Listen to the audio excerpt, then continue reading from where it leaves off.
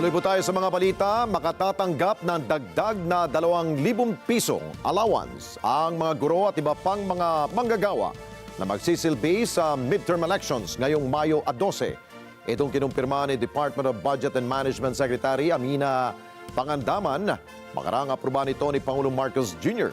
ang 2,000 peso across the board increase sa compensation o allowance ng mga manggagawa.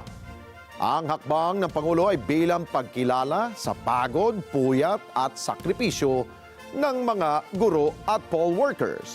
Ang bagong honoraria rates sa Electoral Board ay 12,000 pesos sa chairperson mula sa dating 10,000 pesos po yan. Poll clerk, 11,000 pesos.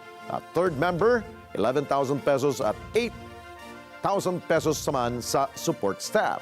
Nanawagan si Secretary Pangandaman sa concerned agencies na i-release agad sa tamang panahon ang kanilang allowance.